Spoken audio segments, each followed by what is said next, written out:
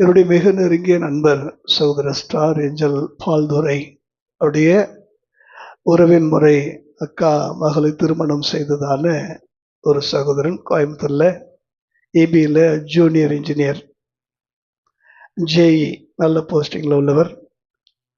அவருடைய மனைவிக்கு கேன்சர் என்றதுனால அந்த கேன்சர்ன்ற செய்தியை கூட பெத்த தாய்கிட்ட கூட சொல்ல விடாம 10 வயது பெண் குழந்தை அவரும் அவருடைய மனைவி சேர்ந்து இந்த வாரத்தில் நியூஸ் பார்த்துருப்பீங்க, நிறைய நியூஸில் பார்த்துருப்பீங்க, கோயம்புத்தூரில் சூசைட் பண்ணிட்டு இறந்துட்டாங்க.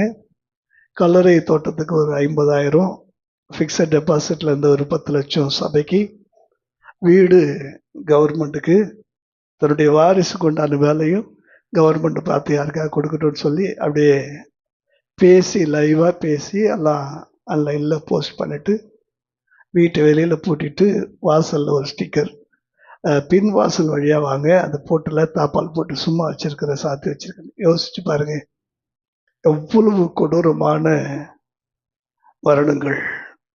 யோசிச்சேன், உலகத்திலேயே இவனை விட ஒரு பெரிய முட்டாள், ஒரு பெரிய பைத்தியக்காரன் யாருமே, எவ்வளவு படிச்சு எவ்வளவு உயர்ந்து எவ்வளவு அந்தஸ்துல கோடிக்கணக்கான ரூபாய் மதிப்புள்ள சொத்துக்கள் இருக்கக்கூடிய ஒரு முட்டாள் எடுத்ததான அந்த தீர்மானம் ஒட்டுமொத்தமான குடும்பத்தையும் அவமானகரமாக நிறுத்தி, அன்று ராத்திரி கல்லறையிலிருந்து திரும்பி அவனுடைய வீட்டுக்கு வருவதற்கு கூட வீடு இல்லை, கல்லறையிலிருந்து கலைந்து போனதான சொந்தங்கள் விட்டதான அந்த பெருமூச்சு.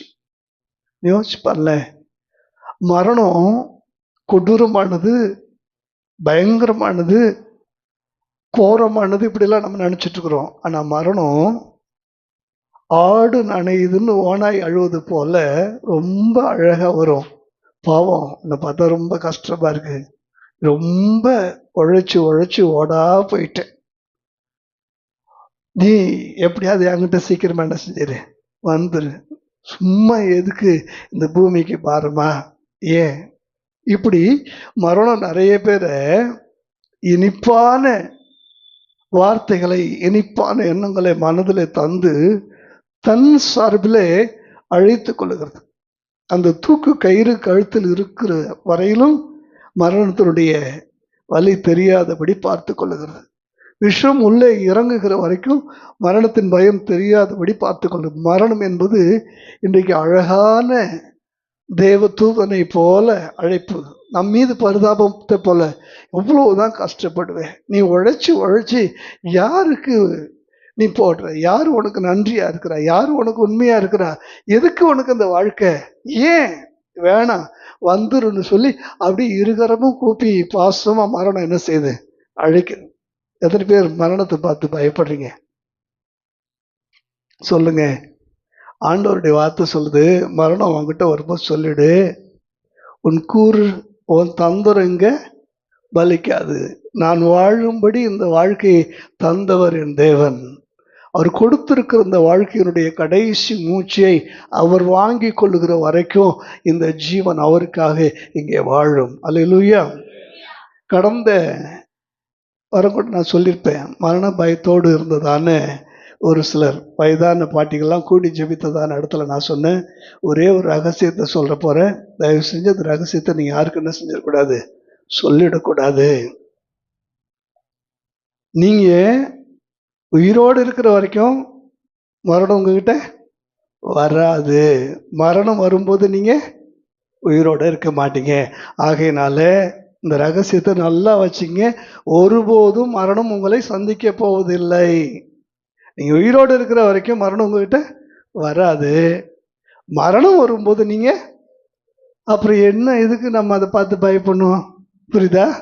ஆனா அதையும் தாண்டி அவர் நமக்கு நல்ல நம்பிக்கை கொடுத்திருக்கிறார். மரணமே கூறு எங்கே, பாதாளமே ஜெயம் எங்கே என்று கேட்கத்தக்கதான ஒரு அசாத்திய விசேஷித்த ஆவிக்குரிய ஒரு சத்தியத்தினுடைய வெளிச்சத்தை, புரிதலை, தைரியத்தை ஆண்டவர் நமக்குள்ளே தந்திருக்கிறார். அல்லேலூயா.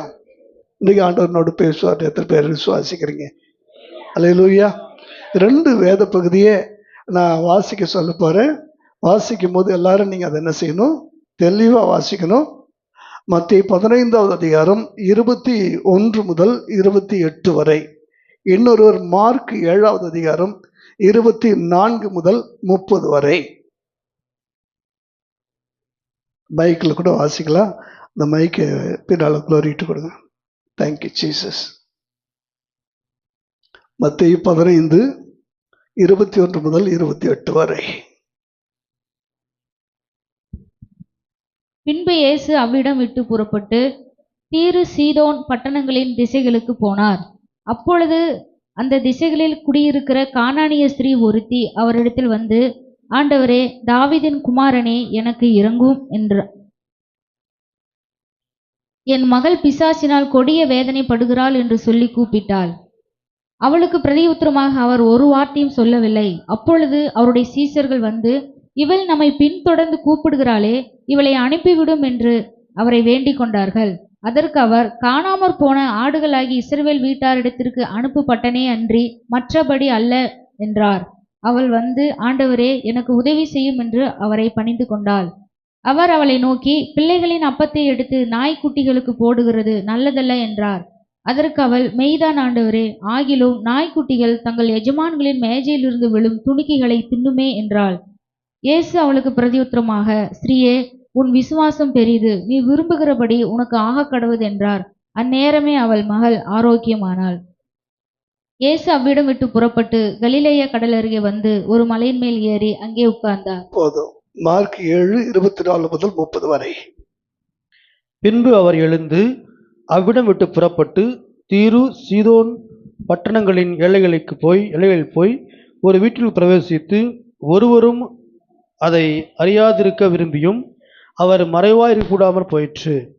அசுத்த ஆவி பிடித்திருந்த ஒரு சிறு பெண்ணின் தாயாகிய ஒரு ஸ்திரீ அவரை குறித்து கேள்விப்பட்டு வந்து அவர் பாதத்தில் விழுந்தாள். அந்த ஸ்திரீ பெனிக்கியா தேசத்தாளாகிய கிரேக்க ஸ்திரீயாயிருந்தாள். அவள் தன் மகளை பிடித்திருந்த பிசாசை துரத்திவிட வேண்டும் என்று அவரை வேண்டிக் கொண்டாள். இயேசு அவளை நோக்கி, முந்தி பிள்ளைகள் திருப்தி அடையட்டும், பிள்ளைகளின் அப்பத்தை எடுத்து நாய்க்குட்டிகளுக்கு போடுவது நல்லதல்ல என்றார். அதற்கு அவள், மெய்தான் ஆண்டவரே, ஆகிலும் மேஜையின் கீழிருக்கும் நாய்க்குட்டிகள் பிள்ளைகள் சிந்துகிற துணிகைகளை தின்னுமே என்றாள். அப்பொழுது அவர், நீ சொன்ன அந்த வார்த்தைகள் நிமித்தம் போகலாம், பிசாசு உன் மகளை விட்டு நீங்கி போயிற்று என்றார். அவள் தன் வீட்டுக்கு வந்த பொழுது பிசாசு போய்விட்டதையும் தன் மகள் கட்டிலில் படுத்திருக்கிறதையும் கண்டாள். போதும். இந்த 2 பகுதி வாசிங்களா? கவனிங்க. எப்பயுமே ஒரு சம்பவத்தை வாசிக்கும் பொழுது அதே சம்பவம் எந்தெந்த சுவிசேஷத்தில் இருக்குன்னு சொல்லி அதையும் சேர்த்து நீங்கள் என்ன செய்யணும்? வாசிக்கணும். How to read the word of God. இந்த வசனங்களை இங்கேயும் அங்கேயும் எப்படி எழுதப்படுக்குதுன்னு சொல்லி வாசித்து நீங்கள் என்ன செய்யணும்? தெளிவாய் புரிந்து கொள்ள வேண்டும். இல்லைன்னா ஒன் சைடு மட்டும்தான் உங்களுக்கு என்ன செய்யும்? விளங்கும். இப்போ ஏசு எங்கே போகிறாரு? இப்போ நம்ம 1 by 1 வாசிக்கலாம். மத்தேயு 15வது அதிகாரம் 21வது வசனத்தில் ஏசு அவ்விடம் விட்டு தீரு சீதோன் பட்டணங்களின் திசைகளுக்கு போனார். ஏன் போனார்? இங்க நம்ம நிறுத்தணும். எனக்கு கவனிங்க. எப்பொழுதுமே இயேசு பர்டிகுலரா ஒரே ஒரு ஊழியத்தை வைத்து அந்த ஊழியத்து நிமித்தம் பிதாவால் அனுப்பப்பட்டு என்ன செய்வார்? போவார். அவர் சமாரியா போகிற பாதையில ஒரு கிணற்றண்டையிலே காத்திருந்த போது சீஷர்களுக்கு அது ஏன் என்று தெரியாது. ஒரு சமாரிய ஸ்திரியை சந்திப்பதற்காக அந்த வழியாக அவர் போனார். அதே போல எரிகோவுக்கு போகிற வழியிலே அவர் எரிகோவுக்கு சும்மா போகல. அங்கு ஒரு மனுஷன் இருக்கிறான். இவரை எப்படியாவது பார்த்தணும்னு ஆசை யாருக்கு? அவனுக்கு. அந்த ஆசை அவனுக்குள்ள வந்த உடனே இவருக்கும் ஒரு ஆசை வந்துருச்சு. அவனை எப்படியாவது நான் என்ன செஞ்சிடணும்? பார்த்துடணும். நல்லா புரிஞ்சுக்கங்க. அங்க அவனுக்கு ஒரு ஆசை வந்துருச்சு. நான் எப்படி ஆகல இயேசுவை பார்த்துடணும். இப்ப இந்த ஆசை அவனுக்குள்ள வந்த உடனே இயேசுக்கு இங்கே அவனை நான் எப்படியாவது என்ன செஞ்சிடணும்? பார்த்துடணும். அவ்வளோ திரளான கூட்டம் போகும்போது மேலேருந்து பார்க்குறா, எல்லாம் கருப்பா தெரியுது. யாரும் அண்ணாந்து பார்க்கறதுக்கு அப்போ வேலையே இல்லை. ஆனால் இயேசு மட்டும் அண்ணாந்து பார்த்தார். ஏன் தெரியுமா? அவருக்கு ஆசை, நான் யாரை பார்க்கணும், அவனை பார்க்கணும்னு சொல்லி. இப்ப அவர் ஏன் எரியாவுக்கு போனாரு எல்லாருக்கும் தெரியாது, அவருக்கு மட்டும்தான் தெரியும். அதே போல இங்கு தீரு சீதோன் இந்த திசைகளுக்கு அவர் என்ன செய்தார்? நீங்க வசனத்தை பாருங்களேன். தீரு சீதோன் பட்டணங்களின் திசைகளுக்கு போனார். ஏன் போனார்? நீங்க அடுத்த வசனத்துல பாத்தீங்கன்னா அப்படியே மார்க் 7வது அதிகாரம், மார்க் 7வது அதிகாரம் 26வது வசனம் வாசிங்க. அந்த ஸ்திரீ சீரோ பேனிக்கியா தேசத்தார் 25ல இருந்து. அசுத்த ஆவி பிடித்திருந்த ஒரு பெண்ணின் தாயாகிய ஒரு ஸ்திரீ அவரை குறித்து கேள்விப்பட்டு நல்ல கவனிங்க, இயேசுவை குறித்து கேள்விப்பட்ட ஒரு ஸ்திரீ, ஒரு கானானிய ஸ்திரீ எங்க இருக்கிறா? அந்த தீரு சீதோன் பகுதியில் இருக்கிறாள். தன்னை குறித்து கேள்விப்பட்டுட்டா, தான் எப்பொழுது வருவேன் என்று சொல்லி அவர் என்ன செஞ்சிருக்கிறா? காத்துட்டு இருக்கிறா. என் மகளுக்கு அவர் வந்தாதான் விடுதலைன்னு சொல்லி பெரிய விசுவாசத்தோடு காத்துட்டு இருக்கிறா. நல்ல கவனிங்க, அவருடைய மகள் பிசாசுனாலே கொடிய வேதனைப்படுகிறாள்.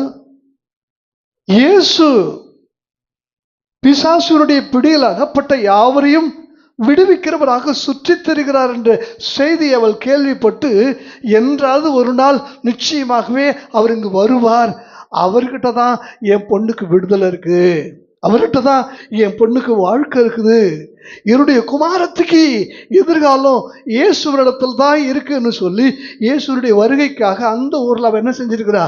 காத்துட்டு இருக்கா. இந்த செய்தி இயேசுக்கு யாரும் சொல்லல. நல்லா கவனிச்சிங்க, இயேசுவை விரும்பி நேசிக்கிறவங்கள பற்றி இயேசுக்கு சொல்ல இன்னொரு ஆள் அவசியமில்லை. இயேசுவை எதிர்பார்த்து காத்திருக்கக்கூடிய மக்களை குறித்து இயேசுக்கு சொல்ல எந்த தூதுவனும் தேவையில்லை. அவரை பார்க்கணும்னு ஆசை உங்களுக்கு வந்துட்டா, உங்களை பார்க்கணுன்ற ஆசை அவருக்கு வந்துடும்.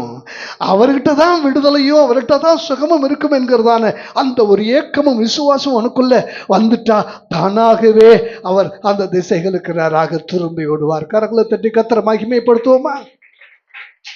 ஆக இவர் வருகிறது எதுக்காக வராரு? அந்த பர்டிகுலர் ஸ்திரியை சந்திப்பதற்காக. ஏன் நான் அதை சொல்றேன்னா, நீங்க மார்க் 7வது அதிகாரம் 31வது வசனத்தை வாசிச்சு பாருங்க. மார்க் 7:31. மறுபடியும் அவர் தீரு சீதோன் பட்டணங்களின் எல்லைகளை விட்டு புறப்பட்டு. சரி, இப்ப அந்த ஊர்ல இருந்து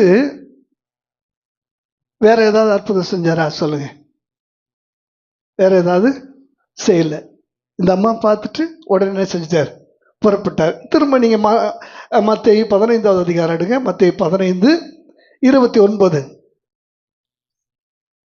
இயேசு அவ்விடம் விட்டு புறப்பட்டு போதும், வேற யாரையும் சந்திக்கல. நல்ல கவனிங்க, அந்த பட்டணத்துல அந்த ஒரே ஒரு ஸ்திரியை மட்டும்தான் சந்தித்தார். புரியுதா? அப்ப எதுக்காக வந்தார் சொல்லுங்க?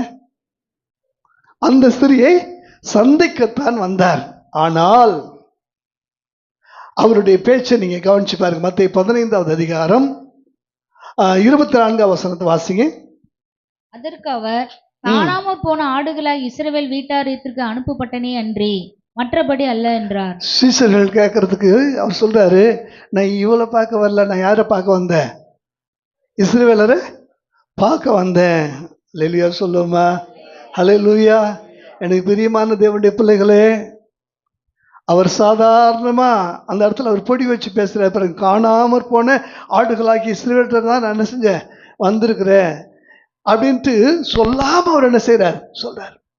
இதை கேட்ட உடனே அந்த அம்மாவுக்கு மனசுக்குள்ள என்ன வந்திருக்கும்? ஒரு காயம், ஒரு வருத்தம். அவர் எனக்காக என்ன செய்யல? வரல, எனக்காக வரல. ஆனா சம்பவம்லாம் முடிஞ்சு அந்த ஊரை விட்டு போகும்போது அவளுக்கு ஒண்ணு தெரிஞ்சது, இவர் யாருக்காக தான் வந்திருக்கிறாரு? எனக்காகத்தான், எனக்காகத்தான், எனக்கு மட்டும்தான், என்னை பார்க்கறதுக்காக தான் அந்த ஊருக்கு அவர் என்ன செஞ்சிருக்கிறார்? வந்திருக்கிறாருன்றது எப்போ உணர்ந்துக்கிறா? அதுக்கு அப்புறம் தான் வந்திருக்கிறார். இப்ப நல்லா கவனிச்சு பாருல, இந்த ஊருக்கு இயேசு வருகிறார். இந்த மத்தேயு 15வது அதிகாரத்துல என்ன போட்டுருக்கு பாருல, தீரு சீதோன் பட்டணங்களின் திசைகளுக்கு நான் சொல்லும்போது டக்குன்னு அதுக்கு தான் நான் 2 பகுதியும் வாசித்தது. கையில் 2 பகுதி, ஒரு விரலுக்கு இடையில இன்னொரு விரலை வச்சுக்கிங்க. மத்தேயு 15:21 கடைசி வார்த்தை வாசிங்க. தீரு சீதோன் பட்டணங்களின் திசைகளுக்கு போனார். அப்பொழுது அப்படின்னு போட்டிருக்குது. ஆனா திசைகளுக்கு போய் என்ன பண்ணாருன்னு மார்க் 7வது அதிகாரம் எடுங்க. 7:24 வாசிங்க. தீரு சீதோன் பட்டணங்களின் எல்லைகளில் போய் ஒரு வீட்டுக்குள் இப்ப பிரவேசித்து என்ன கவனிங்க, ஒரு வீட்டுல போய் என்ன செஞ்சிட்டா, ஒளிஞ்சிட்டார். நல்லா கவனிங்க. நம்மெல்லாம் திருவிளையாடலாம் கேள்விப்பட்டோம் பார்த்தீங்களா? ஒரிஜினல் திருவிளையாடலை நான் இன்னைக்கு நான் என்ன செய்கிறேன், பைபிள் வந்து நல்லா சொல்கிறேன். கவனிங்க, இந்த அம்மா ரொம்ப ஆர்வத்தோட இயேசுவை தேடிட்டு இருக்கிறாங்க, எதிர்பார்த்துட்டு இருக்கிறாங்க. இயேசு இந்த ஊருக்கு வராருன்ற செய்தி வந்துருச்சு. இந்த அம்மா இப்ப இயேசுவை பார்க்கறதுக்கே வராங்க. இவரு பார்க்க வந்தது இந்த அம்மா தான். ஆனா ஓடி போய் எங்க ஒளிஞ்சிட்டாரு, ஒரு வீட்டுக்குள்ள ஒளிஞ்சிட்டார். இப்போ ஒரு வீட்டுக்குள்ள ஒளிஞ்சி தன்னை பற்றி யாருக்கு அந்த வசனத்தை கவனிச்சுப்பாரு, ஃபுல்லா வாசிப்பார்ல. ஒருவரும் அதை அறியாது ஒருவரும் அதை அறியாதிருக்கும்படி விரும்பியோ அவர் இந்த அம்மா எப்படியோ என்ன பண்ணிட்டாங்க, மோப்பம் பிடிச்சி அழகா. நாய் தானே மோப்பம் பிடிக்கும், நல்லா கவனிங்க. அதனால தான் நல்லா கவனிச்சிங்க, பிள்ளைகள் அப்பத்தை எடுத்து எங்க போடக்கூடாது. அது நான் அப்புறம் கடைசியா சொல்றேன். நாய் நல்ல மோப்ப சக்தியான நாய். இவர் இருக்கிறத அழகா என்ன செஞ்சது, சூப்பரா கண்டுபிடிச்சிச்சு. கண்டுபிடிச்ச உடனே அது இந்த அம்மாவை பேசணுமா இல்லையா? நல்லா கவனிங்க. ஏற்கனவே இயேசு ஒரு வீட்டில் கண்டுபிடிச்சு உள்ள போக இடம் இல்லாம கூரையை பிரிச்சு 4 பேர் சேர்ந்து ஒரு திமிருவாதக்காரனை இறக்குனப்ப அங்க அவர் என்ன செய்வார், சுகமாக்குவார். ஆனா இங்க என்னாச்சுன்னா, இந்த அம்மா வீட்டுக்குள்ள இருக்கிற இயேசுவை கண்டுபிடிச்சு கத்துது, தாவீதின் குமாரனே எனக்கு இறங்கும். அதிகமா வேற யாரும் கூப்பிட்டுருக்க மாட்டாங்க. பரதிமை குருடன் அப்படி கூப்பிட்டுக்கிறான். இந்த அம்மா என்ன செஞ்சிருக்குது, கூப்பிட்டுருக்கு. க்ளோரி ஒர்ஷிப் சொல்லுச்சுல்ல, இயேசுவே என்று சொல்லி கூப்பிடுங்க, இயேசு இயேசுன்னு சொல்லும் போது அதுல ஒரு பெரிய ஆசீர்வாதம் இருக்கு. அல்லேலூயா. அது போலதான் இந்த பெரிய ரகசியத்தை புரிஞ்சுட்டு அந்த சகோதரி அந்த வீட்டுல இயேசு இருக்கிறார் சொல்லி வெளில என்ன செய்யறாங்க, காலிங் பெல் அழுத்திட்டு கத்துறாங்க, தாவீதின் குமாரனே இயேசுவேன்னு சொல்லி கத்துறாங்க. நடந்தது என்ன, இப்ப மீண்டும் மத்தேயுக்கு வந்துருங்க. ஏன்னா புரியறதுக்காக தான் 2 பகுதி நான் உங்களுக்கு என்ன செய்யறேன், எடுக்கிறேன். இப்ப 22 மத்தேயு 15:22 வாசிங்க. அப்பொழுது அந்த திசையில் குடியிருக்கிற கானானிய ஸ்திரீ ஒருத்தி அவரிடத்தில் வந்து, ஆண்டவரே, தாவீதின் குமாரனே எனக்கு பிசாசினால் கொடிய வேதனைப்படுகிறாள் என்று சொல்லி கூப்பிட்டாள். அவளுக்கு பிரதியுத்தரமாக அவர் ஒரு வார்த்தையும் சொல்லவில்லை. ஒரு வார்த்தையும் என்ன சொல்லவில்லை. உள்ள இயேசு இப்ப இருக்கிற மாதிரியே. சிலர்லாம் பெல் அடிச்சா டக்குன்னு வந்து என்ன செய்ய மாட்டாங்க, கதவை திறக்க மாட்டாங்க. கதவை தட்டுனாலும் திறக்க மாட்டாங்க. நம்ம நினைச்சு வீட்டுல யாரும் இல்லை போல அப்படின்னு சொல்லி போயிடுவாங்க பார்த்தீங்களா? அந்த மாதிரி உள்ள அவர் அமைதியா இருக்கிறாரு. ஆனா இந்த அம்மா என்ன செய்யல, விடல. என் மகள் கொடிய வேதனைப்படுகிறாள், தாவீதின் குமாரனே என் மகள் கொடிய வேதனைப்படு. இப்ப என்னாச்சு தெரியுங்களா, டக்குன்னு பின்வாசல் வழியா புறப்பட்டார். வாசிங்க, அடுத்த வசனத்தை வாசிங்க. ஒரு வார்த்தை கூட என்ன செய்யல, சத்தம் போடல. அப்பொழுது அவருடைய சீசர்கள் வந்து, இவள் நம்மை பின்தொடர்ந்து கூப்பிடுகிறாளே. இப்ப கவனிங்க, வீட்டை விட்டு என்ன செஞ்சிட்டாரு, எழுந்திருச்சு போக ஆரம்பிச்சுட்டாரு. வேக வேகமா நடக்கிற அவர் நடக்கிறதுக்கு இந்த அம்மா பின்னாடி என்ன செய்யுது, ஓடுது, கத்திக்கிட்டே வருது. தாவீதின் குமாரனே நில்லுங்க நில்லுங்க, எனக்கு ஏதாவது சொல்லுங்கன்னு இந்த அம்மா என்ன செய்யுது, கேக்குது. இவருக்கு காதே கேட்காத ஒரு மாதிரி என்ன செஞ்சிட்டு இருக்கிறாரு, காது கேட்காதவர் போல போயிட்டே இருக்கிறார். இதை பார்த்த சீசர்களுக்கே அந்த அம்மா மேல என்ன ஆயிடுச்சு, கொஞ்சம் பரிதாபம் ஆயிடுச்சு. சீசர்களுக்கே தாங்கல. இப்ப சீசர்கள் நேரம் என்ன செஞ்சுட்டாங்க, முன்னாடி வந்து வழி மறிச்சிட்டாங்க. என்ன வழி மறிச்சு என்ன சொல்றாங்க, வாசிச்சு பாருங்களேன். இவளை அனுப்பிவிடும் என்று அவரை வேண்டி, ஆண்டவரே எஸ்ஆர்னு சொல்லி என்ன செய்யுங்க, அனுப்புங்க. இந்த அம்மா பாவம், பொண்ணு வீட்டுல பயங்கரமான வேதனைப்படுது.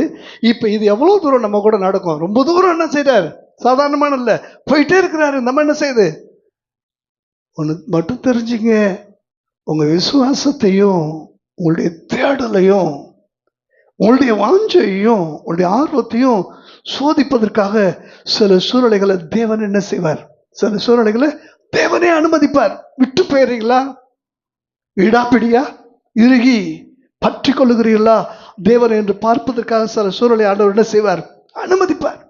ஒரு வார்த்தையும் ஒரு பேசல, அப்படியே போயிட்டே இருக்கிறார்.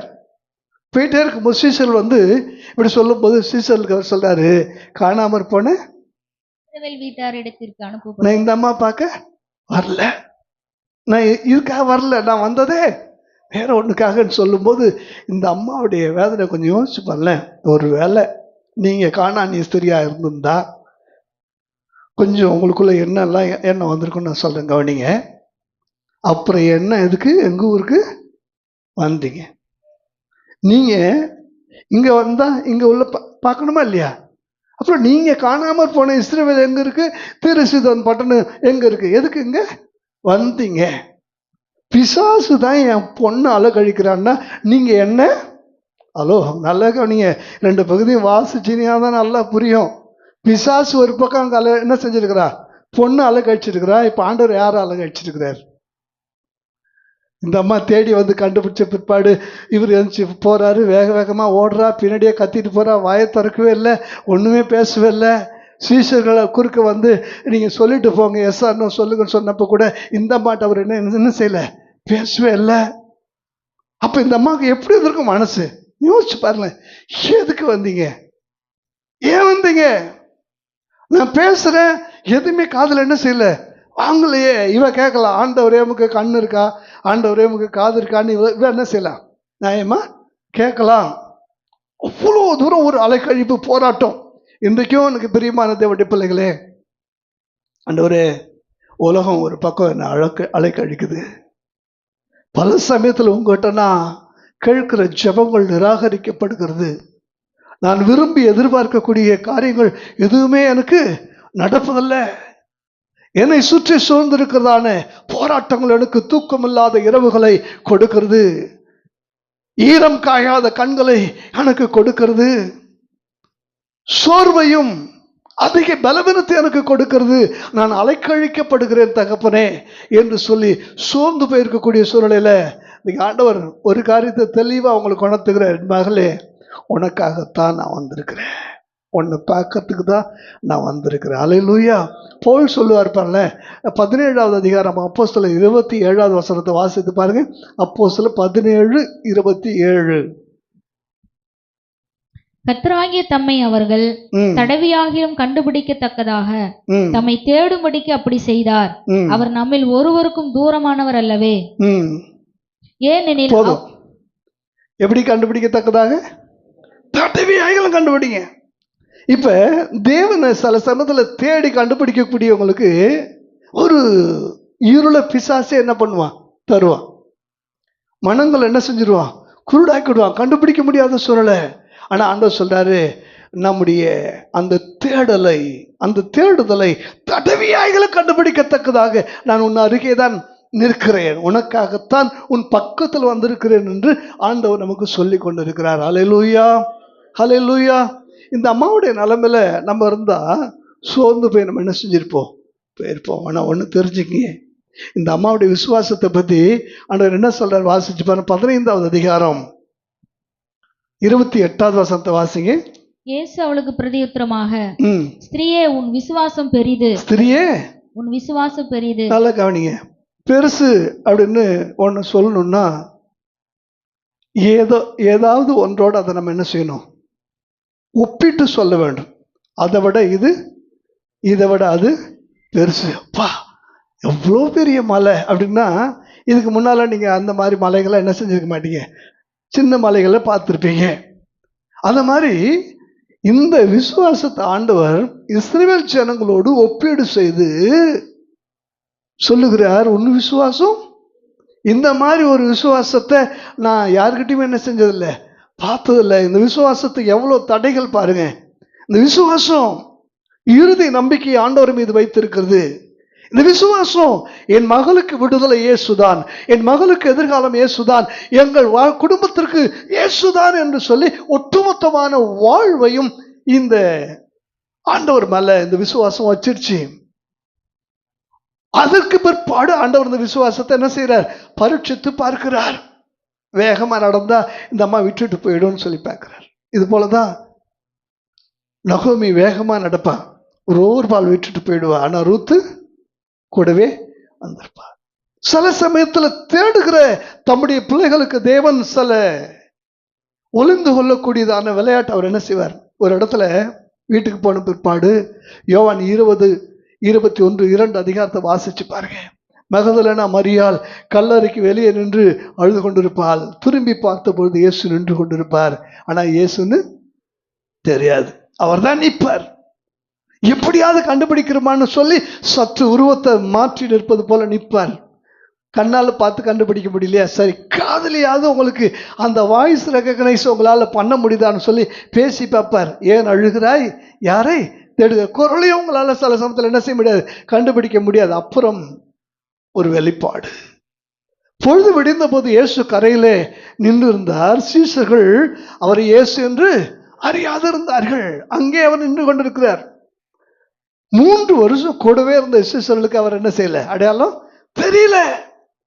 தேடுகிற தேவனுடைய பிள்ளைகளே, நீங்கள் தேடும் போது சில தடுமாற்றங்களை தேவன் உங்களுக்கு சந்திக்க கொடுக்கக்கூடும். அந்த தடுமாற்றங்களை தாண்டி ஒரு வெளிப்பாட்டை அவர்தான் என்று சொல்லி அவருடைய குரலை, அவருடைய முகத்தை பார்த்து சில வேளை உங்களுக்கு அடையாளம் தெரியவில்லையா, குரலை அடையாளம் காணத்தக்கதான ஒரு நிலையில் உங்களை வைத்திருப்பார். ரெண்டுமே அடையாளம் காணாத சூழ்நிலையில நான் தான், பயப்படாதிருங்கள் என்று சொல்லி அவரே நமக்கு சொல்லி நம்மை வெளிப்படுத்த அவர் வல்லமை உள்ளவராக இருக்கிறார். அல்லேலூயா சொல்லுவோமா? அல்லேலூயா. இப்ப நீங்க கவனிங்க. இப்ப மத்தேயு 15வது அதிகாரம் 25வது வசனத்தை வாசிங்க. அவள் வந்து ஆண்டவரே எனக்கு உதவி செய்யும் என்று அவரை பணிந்து கொண்டாள். அவள் வந்து ஆண்டவரே எனக்கு உதவி செய்யும். இப்ப சீசர்ல வர நிறுத்திட்டாங்க. சீசர்கள் கேள்வி கேட்டுட்டு இருக்கும்போது திடீர்னு கீழே குனிஞ்சு பார்த்தா அந்த அம்மா எங்க வந்துட்டாங்க, வேக வேகமா வந்து இதுக்கு மேல நடக்க ஆரம்பிச்சா நம்மளால என்ன செய்ய பலன் இல்லைன்னு சொல்லி அந்த இறுதி மூச்சுன்னு சொல்லுவாங்க, ஓடி வந்து அவருடைய பாதத்துல என்ன செஞ்சுட்டாரு, விழுந்து பாதத்தை பிடிச்சிட்டா. அப்ப சொல்றாரு, எனக்கு என்ன செய்யுங்க, எனக்கு உதவி செய்யும், உதவி செய்யும். இப்ப நீ யோசிச்சு பாருங்க, நான் இப்படி எழுதி இருக்கிறேன். ஏன் வந்தீர், பிசாசும் அலைக்கழிக்கிறான், நீங்களுமா? ஏன் வீட்டிற்குள் ஒளிந்து கொண்டீர்? ஏன் என்னை கண்டதும் எழுந்து போனீர்? ஏன் நான் சத்தமிட்டு கூப்பிட்டு எனக்கு பதில் சொல்லவில்லை? ஏன் நான் காலில் விழுந்து கூட உங்கள் மனம் இறங்கவில்லையா? ஏன் என்னை எல்லாருக்கும் முன்பாக அவமானப்படுத்துகிறீர்? எல்லாருக்கும் முன்பாக இத்தனை கேள்விகள் அவளுக்குள்ள. எல்லாருக்கும் முன்னாடி அவமானப்படுத்தின எப்படி சொல்லுங்க? பிள்ளைகளை அப்பத்தை எடுத்து நல்லா சொல்லுங்க, என்ன சொல்ல வர்றாரு? ஹலோ, என்ன சொல்ல வர்றாரு? ஓப்பனா தான் சொல்லுங்களேன். அந்த அம்மாவை என்ன சொல்ல வர்றாரு? பிள்ளைகளின் அப்பத்தை எடுத்து நாய்க்குட்டிகளுக்கு எவ்வளவு விசுவாசத்தையும் உள்ள வச்சுக்கிட்டு நான் தாண்டி வந்து விசுவாசத்தினால எல்லா ஆயுதங்களையும் ஜெயிச்சுட்டு வரேன். கடைசியில் நீங்களே என்னை அவமானப்படுத்தின இந்த உலகத்தினுடைய கண்களுக்கு முன்னதாக என்னை மேன்மைப்படுத்தி மகிமைப்படுத்துவீர் என்று பாதத்தில் விழுந்தேன். ஆனால் நீரோ மேல என்ன செய்றீங்க, எல்லாருக்கும் முன்னாடி அவமானப்படுத்துறீங்க. எனக்கு பிரியமான தேவனுடைய பிள்ளைகளே, அவமானப்படுத்துவதற்காக அந்த வார்த்தை அவர் என்ன செய்யல, சொல்லல.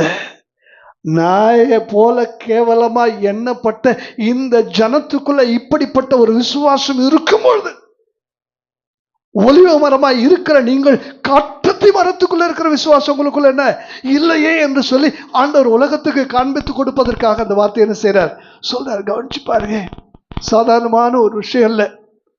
இந்த அம்மா கானானிய ஸ்திரீ. நல்லா சொல்லுங்க, யாரு கானான்னா கேள்விப்பட்டுக்கிறீங்களா? பைபிள்ல ஆண்டவர் வாக்கு பண்ணப்பட்டதான, அதாவது தம்முடைய ஜனத்துக்கு வாக்கு தத்தம் பண்ணப்பட்டதான அந்த தேசத்தினுடைய பேர் என்னது? கானான். உலகத்திலே அதிக செல்வமும் செழிப்பும் நிறைந்திருக்கிற, பாலும் தேனும் ஓடுகிற தேசம் கானான் தேசம். ஆனால் வேதத்துல கானான் என்றால் யார் சொல்லுங்க? கானான் தெரியல உங்களுக்கு? சரி, ஓகே. இப்ப ஒரு கொஸ்டின் மட்டும் உங்கள்கிட்ட கேட்கிறேன். தகப்பன் செய்த பாவத்துக்காக தாத்தாவால் சபிக்கப்பட்ட பேரன் யார்?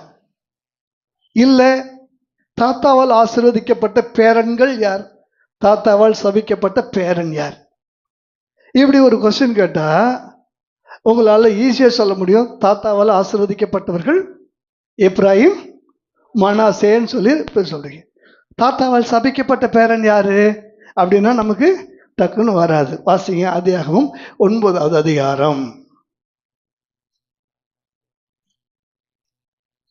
எத்தனை முறை பைபிள் படித்தாலும் சில கொஸ்டின் நமக்கு வந்து டக்குன்னு உடனே நமக்கு என்ன செய்யாது, வராது. 9வது அதிகாரம் 21 வாசிங்க. அவன் திராட்சை ரசத்தை குடித்து வெறி கொண்டு ம், தன் கூடாரத்தில் வஸ்திரம் விலகி படுத்திருந்தான். ம், அப்பொழுது கானானுக்கு தகப்பனாகிய காம் தன் தகப்பனுடைய நிர்வாணத்தை கண்டு ம், வெளியில் இருந்து தன் சகோதரர் இருவருக்கும் அறிவித்தான். ம், அப்பொழுது சேமும் யாபேத்தும் ஒரு வஸ்திரத்தை எடுத்து தங்கள் இருவருடைய தோள் மேல் போட்டுக்கொண்டு ம், பின்னிட்டு வந்து தங்கள் தகப்பனுடைய நிர்வாணத்தை மூடினார்கள். ம், அவர்கள் எதிர்முகமாய் போகாதபடியினால் தங்கள் தகப்பனுடைய நிர்வாணத்தை காணவில்லை. ம், நோவா திராட்சை ரசத்தின் வெறி தெளிந்து விழித்த போது ம், தன் இளைய குமாரன் தனக்கு செய்ததை அறிந்து கானான் சபிக்கப்பட்டவன் தன் சகோதரிடத்தில் அடிமைகளுக்கு அடிமையாய் இருப்பான் என்றான். போதும். இப்ப கவனிங்க, பாவம் செஞ்சது யாரு? தப்பு செஞ்சது யார்? தகப்பனுடைய நிர்வாணத்தை பார்த்துட்டு போய் எல்லாருக்கும் சொன்னது யாரு? பைபிள் தானே கையில் வச்சிருக்கிறீங்க, டக்குன்னு தான் பாருங்களேன். சொன்னது யாரு? அவன் காமா இல்லாததுனால அவனுக்கு பேர் என்னது சொல்லுங்க? அவன் என்ன செஞ்சிருக்கணும் சொல்லுங்க? அவன் என்ன செஞ்சிருக்கணும்?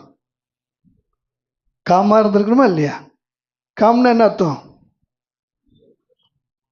பி காம் அப்படின்னா என்ன அர்த்தம்?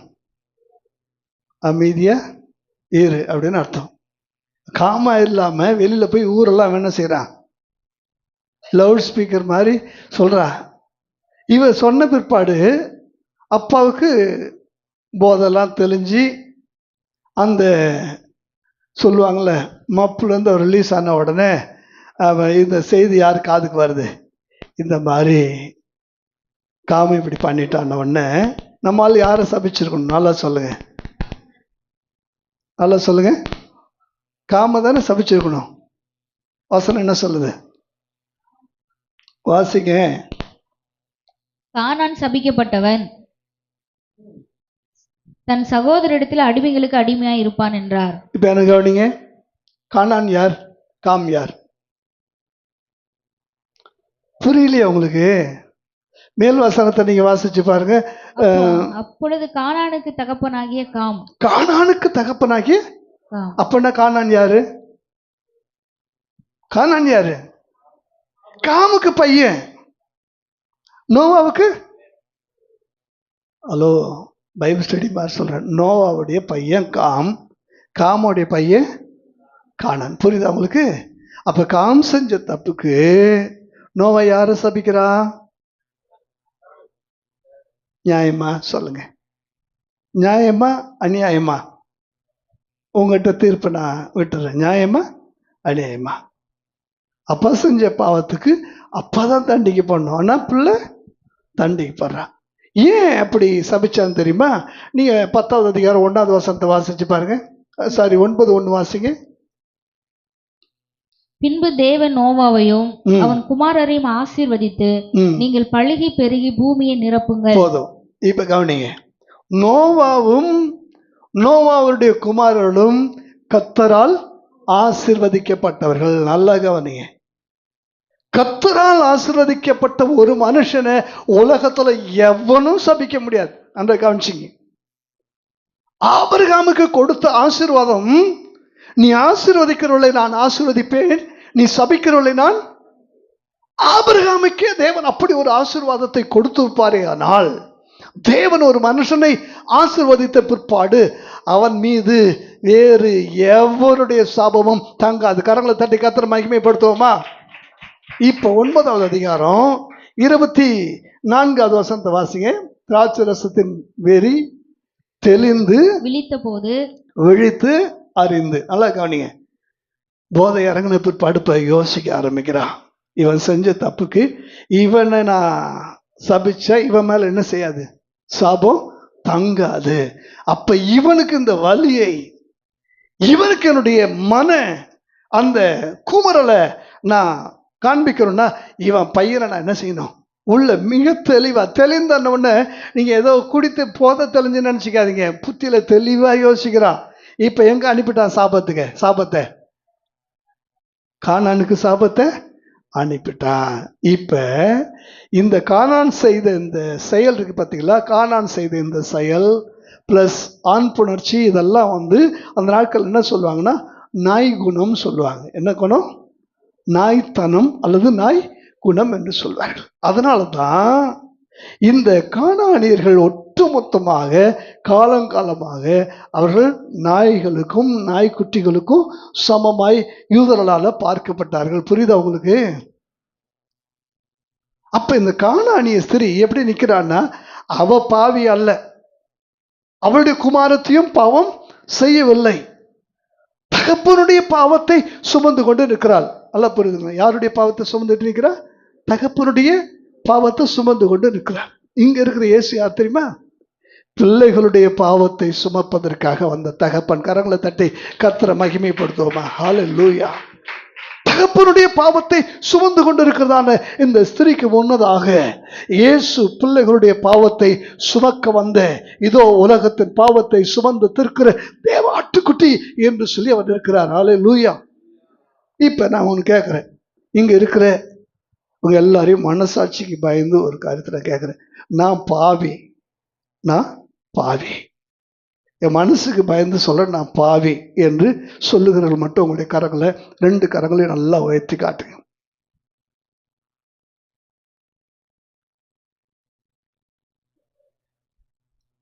சரி, கை கீழப்படுங்க. ஒண்ணு கவனிங்க, யாருமே எல்லாரும் பாவிதான். ஆனா பாவம் செஞ்சவன் யார் தான்? ஆதாம். நீங்க பாவம் செஞ்சதுனால பாவி இல்லை. நல்லா கவனிச்சிங்க. சங்கீதம் 51:5 வாசிக்கிறோம், என் தாய் என்னை பாவத்தில். அப்ப பாவம் எது வழியா வருது? ஜீன், ரத்தத்தின் வழியாக பாவம். பாவம் பயணித்து வந்ததான பாதை ரத்தம். நன்றா புரிஞ்சுங்க. பாவம் பயணித்து வந்த பாதை ரத்தம்.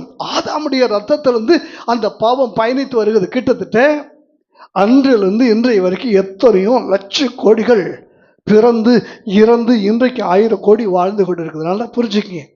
அன்றிலிருந்து எத்தனையோ லட்ச கோடிகள் பிறந்து இறந்து இன்றைக்கு 1000 கோடி வாழ்ந்து கொண்டு இருக்கிறது. ஆனாலும் அந்த பாவம் அப்படியே டிராவல் பண்ணி இன்னும் சாகாம என்ன செஞ்சுட்டு இருக்குது? வந்துட்டு இருக்குது. அதனால புரிஞ்சுக்கங்க, நான் செஞ்ச பாவத்தினால நான் பாவி அல்ல. என் ஆதி தகப்பன் ஆதாம் செய்த பாவத்தினால இன்றைக்கு நான் பாவியாக்கப்பட்டிருக்க, 2ஆம் ஆதாமாகிய இயேசு கிறிஸ்து எனக்காக கல்வாரி சிலுவையில் என் பாவத்தினுடைய பிராயச்சித்த பலியாக என் பாவத்தை அவர் சுமந்து தீர்த்ததுனால இன்றைக்கு பரிசுத்தம் இயேசுவின் ரத்தத்தினாலே டிராவல் பண்ணி எனக்குள்ள வந்திருக்கு. கரங்களை தட்டி கர்த்தரை மகிமைப்படுத்துவோமா? ஹல்லேலூயா. ஆதாமின் ரத்தத்தில் டிராவல் செய்த பாவம் என்னை பாவியாக்கி இருக்கும்போது இயேசு கிறிஸ்து ரத்தத்தினாலே டிராவல் பண்ணி வந்திருக்கிற அந்த பரிசுத்தம் என்னை பரிசுத்தவனாக மாற்றி இருக்குது. மீண்டும் கரங்களை தட்டி கர்த்தரை மகிமைப்படுத்துவோமா?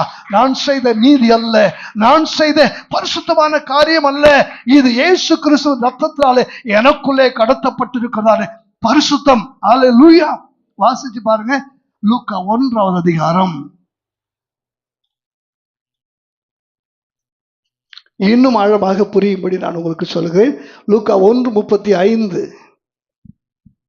தேவதூதன் அவளுக்கு பிரதியுத்தரமாக, பரிசுத்தாவி உன்மேல் வரும், பரிசுத்தாவி உன்மேல் வரும், உன்னதமானவருடைய பலம் உன்மேல் நிழலிடும், ஆதலால் உன்னிடத்தில் பிறக்கும் பரிசுத்தம் உள்ளது தேவனுடைய குமாரன். பரிசுத்தாவி உன்மேல் வரும். இப்போது உனக்குள்ள எது பிறக்கும்? பரிசுத்தம். பரிசுத்தம் பிறக்கும். பரிசுத்தாவி உன்மேல் வரும். உனக்கு என்ன பிறக்கும்? பரிசுத்தம் பிறக்கும். பரிசுத்த ஆவியானவர் உங்களிடத்தில் வரும்போது நீங்கள் புது பலன் அடைந்து, பரிசுத்த ஆவியானவர் உங்களிடத்தில் வரும்போது நீங்கள் புது சிருஷ்டியாக பிறந்து இப்போது பரிசுத்தவான்களாக மாறி இருக்கிறீர்கள். ஹல்லேலூயா.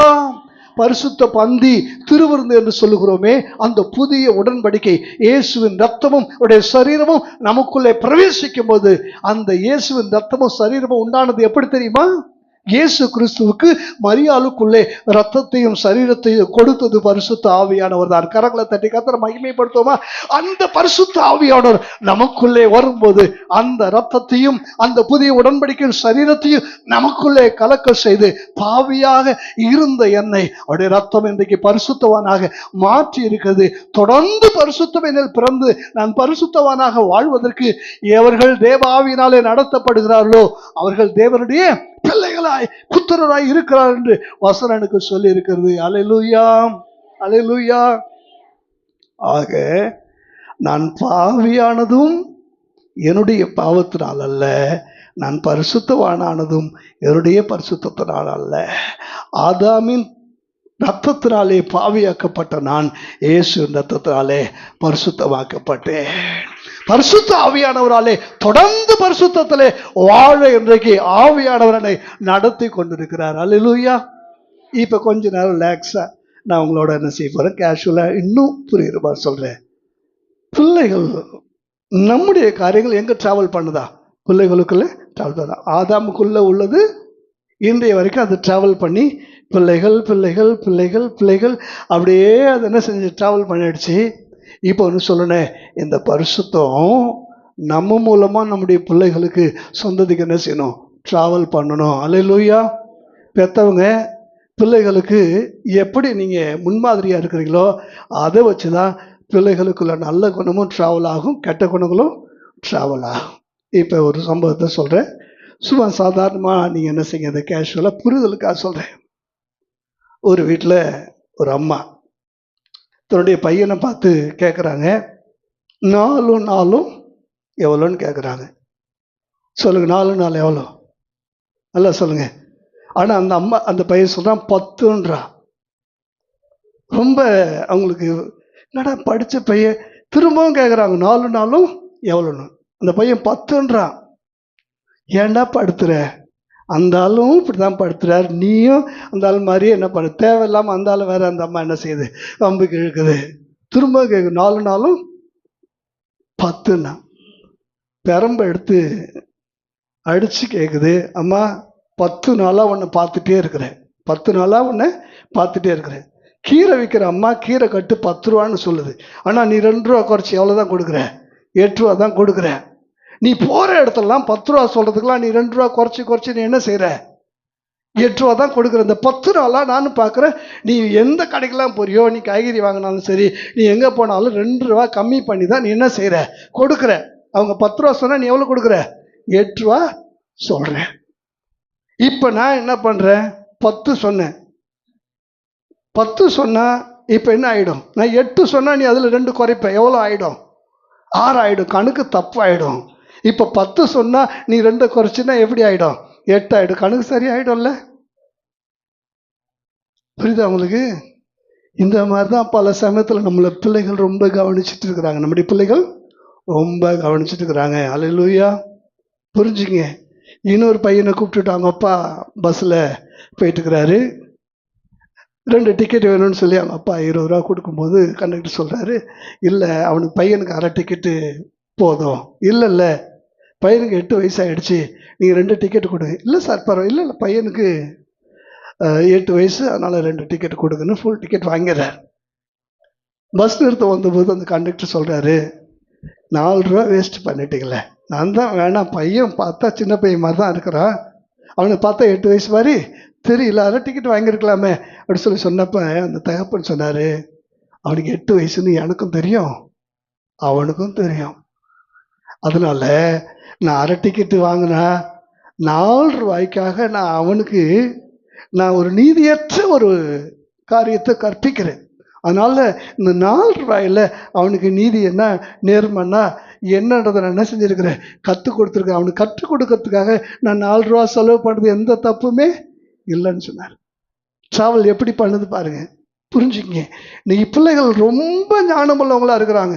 அதுபோல் தான் ஒரு வாத்தியார் சொல்கிறார், பையனை கிளாஸ் ரூமில் நிறுத்தி கேட்குறாரு, அப்பா நான் உனக்கு 2 கோழி தரேன், அப்புறம் இன்னும் ஒரு 2 கோழி தரேன், 2 எத்தனை ஆடுறார். அது சொல்கிறான் 5ன்றான். கோபத்தை அடக்கிட்டு திரும்பவும் கேட்குறாரு, அப்பயும் 5 தான் சொல்கிறான். சரி விடு அப்படின்ட்டு இப்போ ஆப்பிளுக்கு மாறிட்டார். நான் ஒரு 2 ஆப்பிள் தரேன், அப்புறம் இன்னும் ஒரு 2 ஆப்பிள் தரேன். 2 எவ்வளோ? 4 சார். Very good. இப்போ திரும்பவும் பழசிக்க வர்றார். 2 கோழி தரேன், அப்புறம் 2 5 சார். கோபத்தில் பரம்பு எடுத்து ஒழுங்கா சொல்லு, எப்படி விட? அழுதுகிட்டே சொன்னான், சார் ஏற்கனவே எங்கள் வீட்டில் என்ன இருக்குது? ஒன்று இருக்குது. புரியுதா அவங்களுக்கு?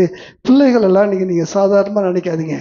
பிள்ளைகள் ரொம்ப ரொம்ப அறிவாளிங்க, ரொம்ப புத்திசாலி. யாராலையுமே சில காரியத்தை விளக்க முடியாத காரியத்தை பிள்ளைகள் ஈஸியாக விளக்கிடுவாங்க.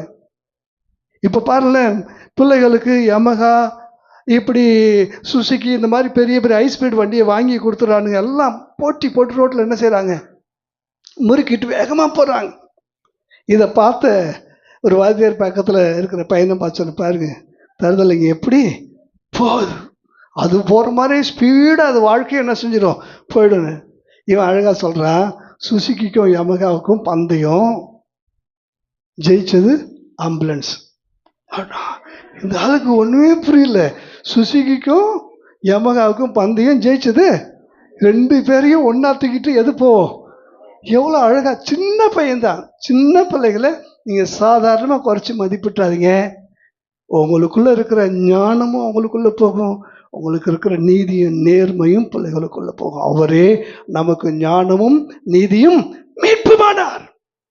கடந்த கால வரலாறு ஆதாமுடைய பாவத்தை வழி வழியாக, சந்ததி சந்ததியாக, கோத்திரம் கோத்திரமாக, தேசம் தேசமாக, பூமியினுடைய ஒரு முனை தொடங்கி மறுமுனை மட்டும் கடைசி குடிமகனுக்குள்ளேயும் பாவத்தை கடத்தி விட்டிருக்கு. இயேசு கிறிஸ்துவனுடைய ரத்தம் நமக்காக சிந்தப்பட்டு இன்றைக்கு அந்த பரிசுத்தத்தை நமக்கு கொண்டு வந்திருக்கிறதே, இந்த சுவிசேஷத்தினுடைய வெளிச்சத்தை கடைசி குடிமகனுக்கு கொண்டு போக வேண்டியது நம்முடைய பொறுப்பு அல்லவா? அல்லேலூயா, அல்லேலூயா. இந்த அம்மா கடைசியா என்ன செய்யறாங்க தெரியுமா? இயேசு இப்படி இவ்வளவு பேசின பிற்பாடு கூட பிள்ளைகளுடைய அப்பத்தை எடுத்து நாய்க்குட்டிகளுக்கு என்ன செய்யக்கூடாது? யூதருடைய பிள்ளைகள் என்றும் புறஜாதிகளை நாய்கள் என்று இயேசு சொன்ன பிற்பாடு கூட இந்த அம்மா அழகா ஒன்று சொல்றாங்க. அந்த வசனத்தை வாசிச்சு பாருல. பிள்ளைகளுடைய அப்பத்தை எடுத்து 27, 15, 27. அதற்கு அவள், மெய்தான் ஆண்டவரே. ஆண்டவர் சொன்னது ஏதாவது சொன்னாலும் கவனிங்க. ஆண்டவர் சொன்னதுக்கு என்ன செய்யறார்? ஆமேன் ஆண்டவரே. நல்லா சொல்லுங்க. ஆண்டவர் சொன்னதை ஒரு வார்த்தை கூட மறுக்கல, ஒரு வார்த்தை கூட மறுக்கல. ஆம் ஆண்டவரே, மெய்தான் ஆண்டவரே, நீங்க சொல்றது 100% கரெக்ட் ஆண்டவரே அப்படின்னு சொல்லிட்டு அவருடைய கூற்றையும் மறுக்காம தன்னுடைய அந்த ஆசை, தன்னுடைய அந்த வேட்கையை, தன்னுடைய அந்த விசுவாசத்தை அவ வெளிப்படுத்துறா பாருங்க. என்ன அழகா வாசிங்க. ஆகிலும் நாய்க்குட்டிகள் தங்கள் எஜமான்களின் மேஜையில் இருந்து விழும் துணிக்கைகளை தின்னுமே என்றார். இப்ப என்ன கவனிங்க. இப்ப இவ இயேசுவை காயப்படுத்தினாரா? இவ பேச்சு இயேசுவை காயப்படுத்துச்சா? நீங்க 2 பேரையும், நான் சொல்லக்கூடிய 2 பேரையும் நீங்க வீட்டுக்கு போய் தனித்தனியா பேட்டி எடுக்க போறீங்க. ஒன்று இந்த சிரோபெனிக்கியா கிரேக்க ஸ்திரியையும் மார்த்தாலையும் நீங்க தனித்தனியா பேட்டி எடுக்க போறீங்க. 2 பேரும் இயேசுவோட பேசுற அனுபவம். இவளும் இயேசுவோடு பேசுகிறார், அவளும் இயேசுவோடு பேசுற. இயேசு பேசுன அத்தனையும் மறுத்து மாறுபாடா பதில் சொன்னது யாரு? மார்த்தாள். ஒன்றை கூட அவ என்ன செய்யல. கடைசியா கல்லை பருட்டி போடுன்னா அப்படியே அந்த கையை வச்சுட்டு, வேணாம், என்னை புரட்டி போட்டு என்னை தாண்டி என் பணத்து மேல போய் தான் அந்த கல்லை நீ என்ன செய்ய முடியும்? அந்த மாதிரி அந்த அம்மா நின்றுட்டா. அவ்வளோ மோசமான ஒரு சகோதரி. ஆனால் இந்த அம்மா ஆண்டவர் சொல்லக்கூடிய ஒரு வார்த்தை, நாயின்றாரு, நாய்க்குட்டின்றார், என்ன சொன்னாலும் ஒரு வார்த்தையை கூட அவர் தன்னுடைய சங்கடமாகவோ காயமோ ஏண்டவரேன்னு சொல்லி என்ன செய்யல, கேட்கல. எல்லாத்தையும் உள்ளத்தில் வச்சு சொல்ற, ஆமா ஆண்டவரே, நீங்க சொன்னா சரியா தான் இருக்கும், நீங்க செஞ்சா சரியா தான் இருக்கும். யோபு தன்னுடைய வாழ்க்கையில நடந்த சம்பவத்தெல்லாம் பார்க்கும்போது தேவனை குறைபட்டு கொள்ள நிறைய இருந்துச்சு, தேவனை தவறாக புரிந்து கொள்ள நிறைய இருந்துச்சு. ஆனாலும் சொல்றான், நீ என்னை கொன்று போட்டாலும் பேர்ல எப்படி இருப்பேன்? உறுதியா இருப்பேன். அல்லேலூயா, ஹல்லேலூயா. ஆனா நீங்க செய்யக்கூடிய எல்லாத்துலயும் ஒரு நன்மை இருக்கும். ஏதோ ஒன்று எனக்கு இப்பொழுது அது தீமையை போல, இப்பொழுது எனக்கு 4 பேருக்கு முன்பாக அவமானத்தை போல, இப்பொழுது எனக்கு சங்கடத்தை கொடுக்கக்கூடிய அனுபவத்தை போல இருக்கலாம். ஆனா ஒன்று தெரியும், நீங்க என்ன செஞ்சாலும் அதுக்குள்ள எனக்கான விடுதலையை வைத்திருக்கிறீங்க. நீங்க என்ன செஞ்சாலும் அதற்குள்ள எனக்கு வேண்டிய சுகத்தை வச்சிருக்கிறீங்க. அதற்குள்ள எனக்கு வேண்டிய எதிர்கால நன்மைகளை வச்சிருக்கிறீங்க. அதுக்குள்ள எனக்கு பல சமயத்துல பாத்தீங்கன்னா ஆசீர்வாதம் கூட கருப்பு போர்வை போத்திட்டு வரும். சில ஆசீர்வாதங்கள் இப்பெல்லாம் வழியில சூட்கேஸ் எங்கேயாவது தனியா இருந்தா சில பேர் எடுத்துட்டு போய் சூட்கேஸ் ஓப்பன் பண்ணவே பயப்படுறான். உள்ள வெடிகொண்டு இருக்குமோன்னு பயம். அதுக்குள்ள பணம் இருந்தா கூட நம்ம ஆட்களுக்கு எப்படி இருக்குது? பயமா இருக்குது. அந்த மாதிரி ஆசீர்வாதங்கள் கூட நமக்கு கருப்பு போர்வை என்ன செய்யும்? போத்திட்டு வரும். கடைசியா சொல்றாங்க, நாய்க்குட்டிகள் ஓகே மேஜையில இருந்து கீழே விழுறது சாப்பிடும்ல. அதுக்கப்புறம் ஆண்டவர் எதா பேசினாரா? ஒண்ணுமே பேசல. வாசிப்பார்ல. இயேசு அவளுக்கு பிரதியுத்தரமாக, ஸ்திரீயே, உன் விசுவாசம் பெரியது, நீ விரும்புகிறபடி உனக்கு ஆக கடவுது என்றார். சரி, இப்ப மார்க் 7ஆம் அதிகாரம் 29 வசனம். அப்பொழுது அவர், நீ சொன்ன அந்த வார்த்தை நிமித்தம் போகலாம். இப்ப என்ன கவனிங்க, இது வரைக்கும் 4 சுவிசேஷத்திலையும் பாருங்க, இயேசு இடத்துல வந்தவங்களுக்கு எல்லாம் ஆண்டவர் ஒண்ணு சொல்வார், நீ பார்வை அடைவாயாக, நீ சுஸ்தமாவாயாக. ஒரு வார்த்தை எனக்கு சொல்லுங்க ஆண்டவரே, நீ போ, உன் வேலைக்காரன் பிழைத்திருக்கிறான்னு சொல்லி எல்லாருக்கும் இவர் பேசிதான் சுகமாகும். எல்லாருக்கும் இவர் பேசிதான் சுகமாகும். இப்ப இந்த அம்மாவுடைய விசுவாசத்துல அவர் பேச ஒண்ணுமே இல்ல, ஒரே வார்த்தையில ஆமா ஆண்டவரே, மெய்தான், நீர் சொல்வது மெய்தான், நீ சொல்ல ஆகும், நீர் கட்டளையிட நிற்காம். அதுக்கப்புறம் இயேசு ஒரு வார்த்தை கூட பேசல. நீ சொன்னபடியே நீ போ. மகள் அந்த வாசிப்பாங்களேன், நீ சொன்னபடியே உன் வார்த்தை நிமித்தம் போகலாம், நீ உன் வார்த்தையின்படி போகலாம், பிசாசு உன் மகளை விட்டு நீங்கி போயிற்று என்றார். இப்ப இயேசு சொல்லி பிசாசு போச்சா? அந்த அம்மாவுடைய விசுவாசத்துல, விசுவாச அறிக்கையினால பிசாசு போச்சா? சொல்லுங்க. இந்த அம்மாவுடைய அப்படியான விசுவாசம், இவ்வளவு சங்கடங்கள், இவ்வளவு இடர்பாடுகள், இவ்வளவு கருத்து வேறுபாடுகள், இவ்வளவு இயேசுவை தவறாக புரிந்து கொள்ளக்கூடிய சூழ்நிலைகளுக்கு நடுவிலேயே விசுவாசத்தை விட்டு விடாமல் தொடர்ந்து வந்தாலே அந்த விசுவாசத்தை பார்த்த பிசாசு துரத்துறதுக்கு முன்னாடியே ஓடினு சொல்லி அது என்ன செஞ்சிருச்சு? வசந்த அடுத்த வசந்த வாசிப்பார்ல, அடுத்த வசனம். அவள் தன் வீட்டுக்கு வந்த பொழுது, இப்ப இந்த வீட்டுக்கு வர்றாங்க, பிசாசு போய்விட்டதையோ, பிசாசு போயிடுச்சு. தன் மகள் கட்டிலில், இப்ப மகள் பேச்சுலரா வீட்டுல இருக்குது. எப்படி இருக்குது? தனியா இருக்கு. இது வரைக்கும் மகள் யாரோட இருக்கும்? கட்டில். இப்ப யார் யார் படுத்திருப்பா? நிஜத்தை சொல்றேன், இது வரைக்கும் அந்த அம்மா வீட்டுக்கு வரும்போது கட்டில்ல பிசாசு இந்த பொண்ணும் படுத்திருக்கும். அலை கழிச்சு, நுரை தள்ளி, உருண்டு, கத்தி, கூக்குரலிட்டு ஒரு மாதிரி, அது வீடு மாதிரி இருக்காது, பேய் வீடு மாதிரி இருக்கும். பேய் வீடு மாதிரி இருக்கும். அந்த மாதிரி ஒரு சூழ்நிலை. இப்ப இந்த அம்மா வர்றாங்க, தூரத்திலேயே ஏதாவது சத்தம் கேட்குதான்னு பாக்குறாங்க. ஒரு சத்தமும் இல்லை. வீட்டுக்குள்ள வந்து பார்த்தா நிசப்தமா இருக்கு. உன் அலங்கத்திற்குள்ளே சமாதானம், உன் அரண்மனைகளுக்குள்ளே சுகம் இருப்பதாக என்ன வசனத்தை உள்ள வந்து பார்த்தா அப்படியே இந்த அம்மா என்ன செய்யுது? பொண்ணு நிசப்தமா அந்த நிர்மலமான எந்த சலனமும் இல்லாத முகத்தோடு அப்படியே தூங்கி கொண்டிருக்கா. பிசாசு போய்விட்டதையும் தன் மகள் அன்றைக்குத்தான் அந்த வீட்டில் அழகா உறங்கி கொண்டிருக்கிறார். எழும்புவோம் அதே விஷயத்துல. உன் வாழ்க்கையில உன்னை அலைக்கழிப்பதற்காக, உன்னை நிர்கதியாக நிற்க வைப்பதற்காக, உன்னோடு போராடின சத்துருவை இனி நீ காணாதிருப்பாய். எஸ், எல்லாரும் தேவ சமூகத்தில் எழும்பி அன்றைய வார்த்தையினுடைய அந்த ஆழமான சத்தியத்தினுடைய வெளிச்சத்தை உங்க வாழ்க்கையில பார்க்க ஆண்டவர் உங்களுக்கு கிருபை பாராட்டுவாராக. Thank you Jesus, thank you Jesus, thank you Jesus. உள்ளத்தின் ஆழத்துல இருந்து ஹல்லேலூயா பாருங்க. எஸ் லார்ட், நீ வீட்டுக்கு போ. உன் வீடு சமாதானத்தினால நிறைந்திருக்கிறதாக இன்றைக்கு நீ பார்க்க போகிறாய். உன் வீட்டிலே இன்றையிலிருந்து ஒரு பெரிய மகிழ்ச்சியை நீ பார்க்க போகிறாய். உன் வீட்டிலே இன்றிலிருந்து ஆண்டவர் அசைவாடுகிறதை நீ பார்க்க போகிறாய். வீட்டிலே நிறைந்திருக்கிற அடர்த்தியான தேவனுடைய பிரசன்னத்தை இன்றிலிருந்து நீ பார்க்க போகிறாய். உன் குமாரத்திகள் மூலமாக நீ அடைந்த வேதனை இன்று முதல் உன் பிள்ளைகள் மூலமாக உனக்கு ஒரு பெரிய சமாதானம். உன் பிள்ளைகளுடைய சமாதானம் ஒரு நதியை போல பாய்ந்து வந்து உன் அறைகளை, உன் வீட்டை நிரப்ப போகிறது.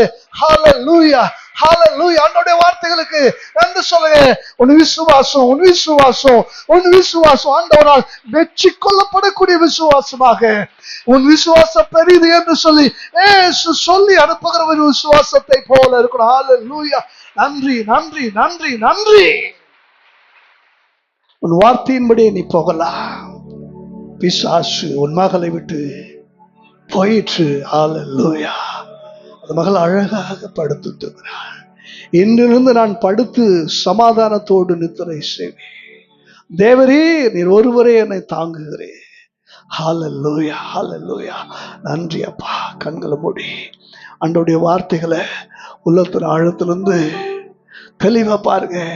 அந்த சகோதரிக்கு அந்த ஊரை விட்டு இயேசு போன பிற்பாடுதான் தெரிஞ்சது, ஓஹோ, இவர் எனக்காகத்தான் அந்த ஊருக்கு வந்திருக்கிறாரு, வேற யாரையும் அவர் பார்க்கல. எனக்கு இவ்வளவு பெரிய விடுதலையை தந்து விட்டு, என் மகளுக்கு இவ்வளவு பெரிய விடுதலையை தந்து விட்டு இந்த ஊரினுடைய எல்லைகளை விட்டு அவர் புறப்பட்டு சொல்லும் போதுதான் எனக்கு தெரிகிறது, என் ஆண்டவர் என் மீது வைத்த அளவற்ற அன்பு, அவர் என் மீது வைத்திருக்கிறதான எல்லையில்லாத அந்த பாசம், அவர் என் மீது வைத்திருக்கிற பெரும் கிருபை, அந்த காருண்யம், அந்த இரக்கம் எவ்வளவு பெரியது. ஹல்லேலூயா. அப்பதான் உணர்ந்தா. அப்ப இது வரைக்கும் அவரின் விசுவாசத்தை பரீட்சித்தாரோ? ஆம், ஒரு விசுவாசத்தை பரீட்சித்து பார்க்கிறதா இந்த காலகட்டங்கள்ல. நீ சோர்ந்து போகாதே, நீ சோர்ந்து போகாதே. அவருடைய காயப்படுத்துகிற வார்த்தைகளை போல உன்னோடு பேசினாலும், ஆம் மெய்தான் ஆண்டவரே என்று சொல், மெய்தான் ஆண்டவரே என்று சொல். எஸ், தகப்பனுடைய பாவத்தை சுமந்து நிற்கிற சொந்ததிக்கு பிள்ளைகளுடைய பாவத்தை சுமந்து தீர்க்க போகிற தேவனுடைய ஆட்டுக்குட்டி சொல்லுகிறார், நீ போய் சமாதானமாய், நீ போய் விடுதலை ஆகி நிம்மதியாயிரு என்று சொல்லி அந்த சகோதரி அவர் அனுப்புறா பாருங்க. இன்றைக்கு நான் சொல்றேன், தேவ சமூகத்திலிருந்து நீங்க புறப்பட்டு போகும்போது என்ன மனநிலையோட அங்க வந்தீங்கன்னு எனக்கு தெரியாது. நீங்க போங்க, கர்த்தர் உங்க கூட வருவாரு. உங்க வீட்டுக்குள்ள போங்க, ஒரு இனம் புரியாத சமாதானத்தை பார்ப்பீங்க. உங்களுக்காக ஆண்டவர் ஆயத்தம் பண்ணி வைத்திருக்கிற ஆசீர்வாதங்கள் உங்களை தேடி வருவதை நீங்க பார்ப்பீங்க. உங்களை அவர் ஆசீர்வதிக்கிற ஆசீர்வாதத்தினுடைய அந்த வார்த்தைகளை உங்களுடைய வாழ்க்கையில அனுபவிப்பீங்க. மீண்டும் ஒரு விசேஷ கரங்களை தட்டி கர்த்தரே நன்றி சொல்லுவோமா? Thank you Jesus, thank you Jesus. Hallelujah. நன்றி ஆண்டவரே, நன்றி அப்பா, நன்றி அப்பா. ஜோஷுவா முன்னே வந்து கர்த்தருடைய வார்த்தைகளுக்கு ஜெபிப்பார். Thank you Jesus. நன்றி அப்பா, நன்றியோடு துதிக்கிறோம். Thank you Lord, thank you Lord. நன்றி பரிசுத்த ஆவியானவரே. அப்பா அதுக்கு ஸ்தோத்திரம். ஹல்லேலூயா. தகப்பனே, வார்த்தைகளுக்காக கொடான கொடி ஸ்தோத்திரம். நன்றி பரிசுத்த. ஆழமான இந்த வார்த்தைகளுக்காக, இந்த சத்தியத்துக்காக, சத்தியத்தையும் அறிவீர்கள், சத்தியம் உங்களை விடுதலையாக்கும் என்று சொல்லப்பட்டிருக்கிறது போல ஆண்டவரே, எங்கள் விசுவாசம் எவ்வளவு தூரம் சோதிக்கப்பட்டாலும், என்ன நெருக்கடி எங்களுக்கு நேர்ந்தாலும் ஆண்டவரே, கர்த்தர் தாமே உடைய வார்த்தைகளை நாங்கள் அறிக்கையிட்டு ஆண்டவரே எல்லா சூழ்நிலைகளும் மேற்கொண்டு நாங்கள் ஜெயிக்கத்தக்கதாக கர்த்தருடைய ஆவியானவர் எங்களுக்கு உதவி செய்திட வேண்டும் நாங்கள் ஜெபிக்கிறோம். அப்பா, உன் விசுவாசம் பெரியது, நீ விரும்புகிறபடியே உனக்கு ஆகிடுவது என்று சொன்ன கர்த்தர், பிசாசு தன் மகளை விட்டு நீங்கி போயிற்று என்று எழுதியிருக்கிறபடியே என்னென்ன காரியங்கள் எல்லாம் ஆண்டவரே எங்களை விட்டு நீங்கி போக வேண்டுமோ, என்னென்ன ஆசீர்வாதங்கள் எல்லாம் எங்களை தேடி வர வேண்டுமோ, கர்த்தருடைய ஆவியான இந்த நாட்களை தேடி கொடுக்க வேண்டும் என்று ஜெபிக்கிறோம். அப்பா, நாங்கள் பொறுமையாய் நாங்கள் காத்துக்கொள்ள, இந்த வார்த்தைகளை பொறுமையாய் காத்து இதை பலன் கொடுக்க கர்த்தர் தாமே எங்களுக்கு உதவி செய்தல் வேண்டும் ஜெபிக்கிறப்பா. இந்த வார்த்தைகளில் நாங்கள் நிலைத்திருந்து வேரூன்றி ஆண்டவரே தகப்பனே ஆசீர்வாதம் பெற கர்த்தர் எங்களுக்கு உதவி செய்தல் வேண்டும் ஜெபிக்கிறப்பா.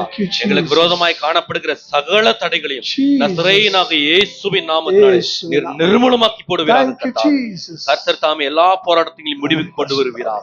துதிகன மகிமையெல்லாம் ஒருவருக்கே செலுத்துகிறோம் அப்பா. மீட்பும் இரட்சகருமாக இயேசுவின் நாமத்தில் வேண்டிக் கொள்கிறோம் ஜீவனுள்ள நல்ல பிதாவே. ஏகோபித்து சொல்லுவோமா? என் ஆத்துமாவே கர்த்தரை ஸ்தோத்திரி, முழு பரிசுத்த நாமத்தை ஸ்தோத்திரி.